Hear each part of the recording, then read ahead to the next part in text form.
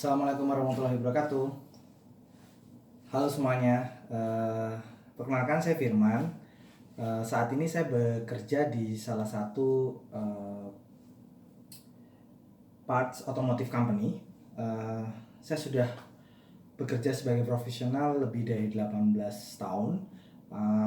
Mostly experience saya sebenarnya ada di energy company dan di commodity. Saya pernah join di salah satu multinational mining company terbesar di Indonesia dan juga di dunia. Saya pernah juga bekerja sebagai di oil services dan di mining contractor. Kemudian saya juga pernah join di geothermal ataupun renewable energy, salah satu nantinya kita harapkan akan menjadi salah satu andalan Indonesia untuk terus menyediakan energi yang green dan renewable. Dan juga saya pernah di plantation. Salah satu reason kenapa saya join di manufacturing company karena saya percaya sebagai seorang accountant, manufacturing adalah salah satu company ataupun organisasi yang memiliki full package knowledge, khususnya untuk exposure costingnya.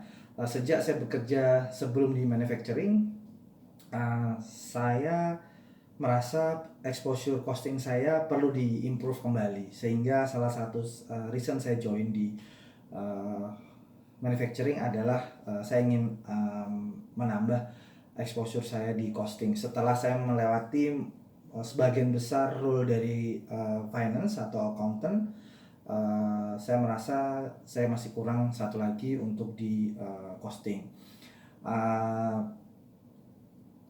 Hari ini saya tidak akan membahas exposure tentang experience saya, tapi saya akan coba sharing sedikit sehubungan dengan manufacture management. Pembahasan kita hari ini itu akan spesifik lebih ke automotive manufacture. Jadi di manufacturing company kita punya semacam monitoring tool dan untuk melakukan kontrol terhadap seluruh proses aktivitas di manufacture, kita menyebutnya sebagai manufacture control point atau MCP report. Di dalam MCP report kita akan melihat beberapa figures performance atas figures tahun lalu, kemudian dibandingkan dengan original master budget tahun berjalan, kemudian kita akan compare dengan actual baik month to date maupun year to date, sampai kita juga akan mengkalkulasi posisi forecast terakhir atau terupdate di tahun full year tahun berjalan, sehingga kita bisa mengetahui seberapa besar kemampuan kita untuk bisa achieve terhadap target-target yang diharapkan oleh manajemen. Di dalam MCP report kita akan melihat informasi maupun performance tentang share of wallet kita. Jadi posisi perusahaan kita sekarang sudah ada di mana, apakah terus mengalami kenaikan atau kita tetap bisa mempertahankan share of wallet, atau bahkan mungkin share of walletnya bisa mengalami penurunan. Berikutnya adalah kita akan melihat performance sales atau revenue kita. Kita akan melihat seberapa besar potensi revenue kita dibandingkan dengan original budget kita. Kemudian kita juga akan melihat future sales kita akan seperti apa. Selanjutnya kita juga akan melihat profitability performance kita. Kita akan melihat dari sisi net income dan trading profit. Di situ kita akan melihat seberapa besar profit yang bisa kita dapatkan dengan kondisi saat ini dibandingkan dengan target yang sudah kita tetapkan sebelumnya. Kemudian kita juga akan melihat performance dari quality and delivery. Dalam quality kita akan bagi menjadi dua, yaitu factory claim dan warranty claim. Di factory claim itu merupakan in-house claim kita, dan warranty claim merupakan customer ataupun end user claim kita. Kita harapkan untuk performance quality itu bisa di zero claim, atau at least itu memperlihatkan tren penurunan. Kemudian di delivery kita akan melihat delivery performance dan on time service kita. Jadi di delivery kita melihat seberapa besar kita bisa mensuplai barang kita ke customer dan seberapa tepat waktu kita mengirim barang tersebut ke customer. Kemudian kita juga akan melihat performa untuk product achievement rate atau productivity. Jadi seberapa besar productivity setiap periode berjalan, sehingga kita bisa tahu jika kondisinya mengalami kenaikan maupun penurunan. Kemudian kita juga akan melihat performa revenue per manpower maupun manpower profitability. Jadi kita bisa melihat seberapa efektif dan seberapa produktif manpower yang kita miliki, dan pada akhirnya kita akan melihat seberapa banyak barang yang bisa dihasilkan dari setiap manpower yang kita miliki.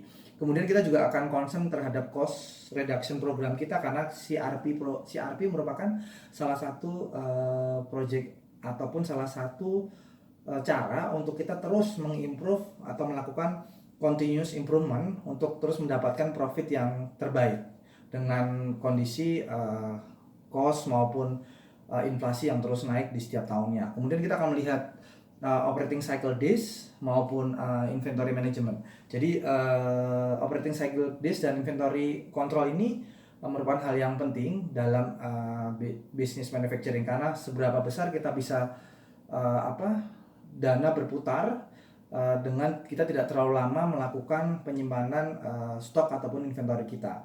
Kemudian kita juga akan melihat internal rejection kita, kemudian kita juga akan melihat line stop dan dari performance kita. Jadi rejection juga salah satu hal yang perlu diperhatikan di manufacturing industry, karena jika kita tidak maintain dengan baik, hal itu akan menyebabkan cost yang cukup tinggi. Kemudian line stop juga salah satu hal yang sangat dihindari di sebuah manufacturing. Kita harapkan kita tidak menyebabkan line stop baik di in-house maupun line stop di customer, karena itu akan menambah cost kita dan menyebabkan nama baik kita tidak baik nanti ke depannya. Kemudian kita akan mereview juga manufacturing cost, khususnya di factory overhead seperti material cost, kemudian labor cost, kemudian utility cost, maintenance cost, dan mungkin FOH other yang lain. Kemudian kami akan sharing juga mencoba melihat key point manufacturing manajemen itu seperti apa gitu. Yang pertama itu yang menjadi concern adalah shop floor management. Shop floor management ini adalah salah satu bentuk pengelolaan pabrik atau plant, mulai dari barang datang, kemudian kita menyimpan barang, kemudian dilanjutkan di proses produksi sampai barang itu jadi akan berujung di finish good, dan setelah itu kita akan melakukan pengiriman ke customer. Nah, hal itu harus dipastikan bahwa shop floor manajemennya sebuah perusahaan itu ada di level yang terbaik, karena shop floor management itu menunjukkan bagaimana kita melakukan pengelolaan plant itu sudah sesuai dan ideal.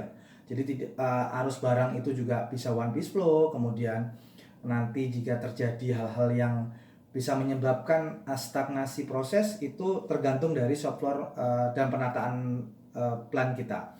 Berikutnya adalah kita mengoptimalisasi untuk automation proses dan digitalisasi. Hal ini cukup penting karena automation ini bisa mengurangi banyak cost. Kemudian kita akan melihat ideal plan layoutnya seperti apa, dipastikan semua itu one piece flow. Kemudian continuous improvement juga salah satu project penting juga untuk kelangsungan atau sustainability kita ke depan, sehingga kita harus benar-benar running PDCA atau plan do corrective action dengan baik.